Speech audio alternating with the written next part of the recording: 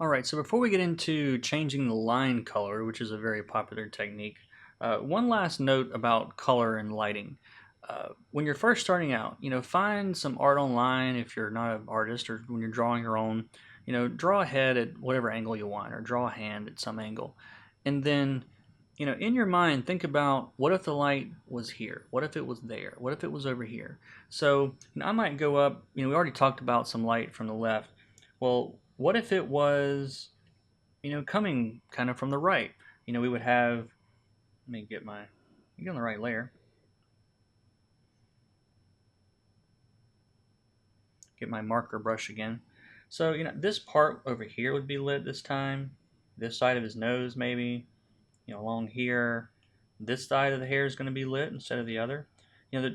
So always think about where that light source is. It's one of the most common mistakes you'll find on from a beginner colorist is they'll use either the same lighting technique, or especially if you're coloring someone else's art, you might have you'll have hints in the line art a lot of times about where the light source is. Pay attention to it and don't ignore it.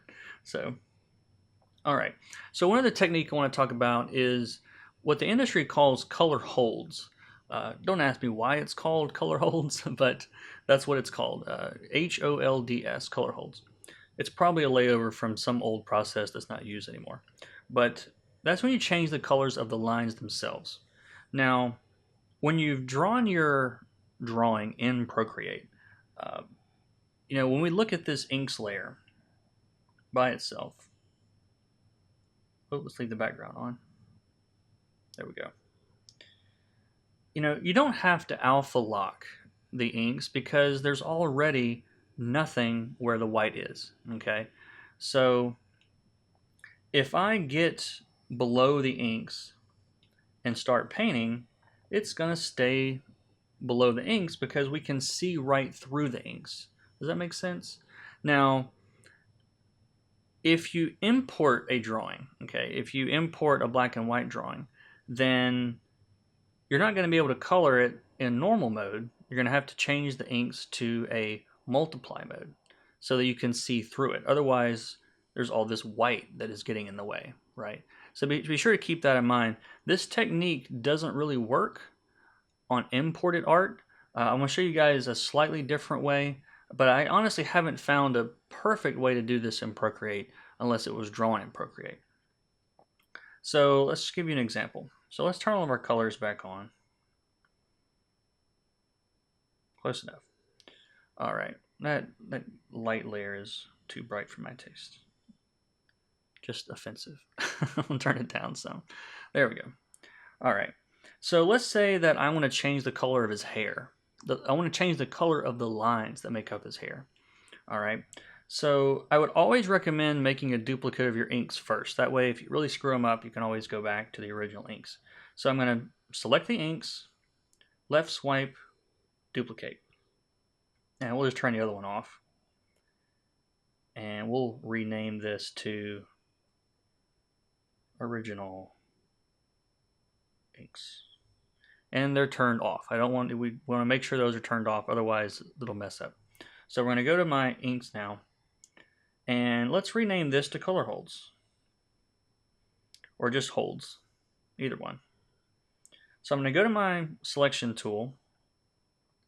Now the white parts don't matter here. I don't have to think about grabbing just the edges. I'm going to get just all of the ink that makes up his hair.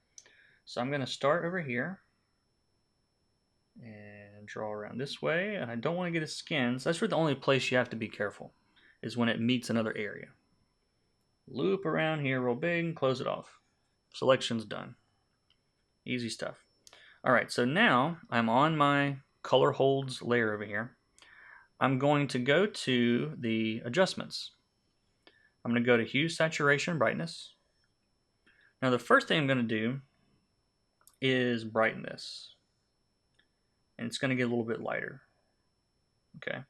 Now you can try playing around with the saturation, but it's really brightness we want to do, so I'm going to brighten it some. Now it's really only going to make it gray, but that's fine.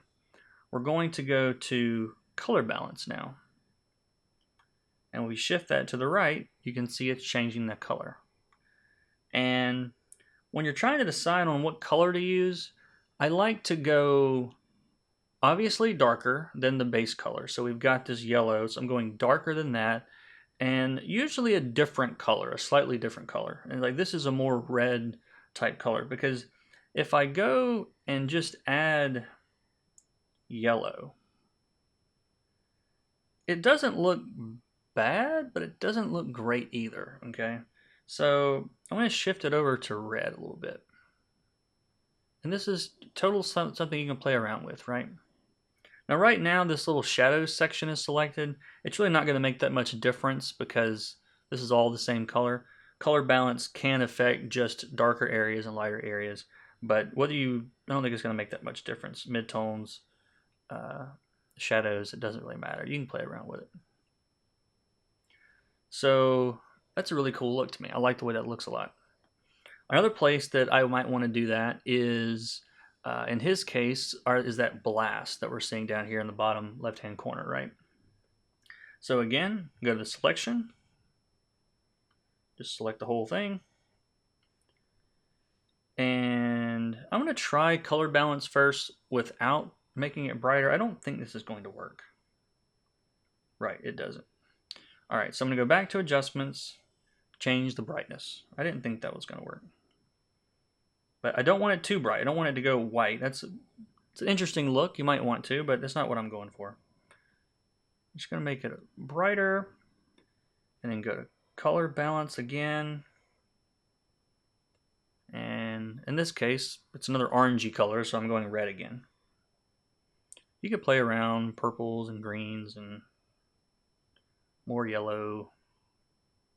And the possibilities on this, you can do a lot of stuff. So let's say I want to go, I have a stray brush mark there, but I can go and select all of this little middle section, and maybe I want to make that a different color, more yellow or something. And because this is like a really, hot blast or something, these little, go to my selection tool, grab these little medium ones, the middle ones. Maybe in this case, maybe I do go all the way to white if I want, or I could do something else.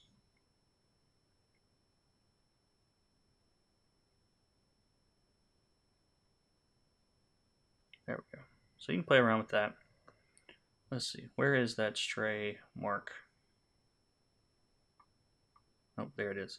It's on the light layer. So hit the eraser and get rid of that. All right. So that's color holds. Pretty straightforward in Procreate, especially if it was drawn in Procreate, like I said. So we'll go ahead and move on to the next one.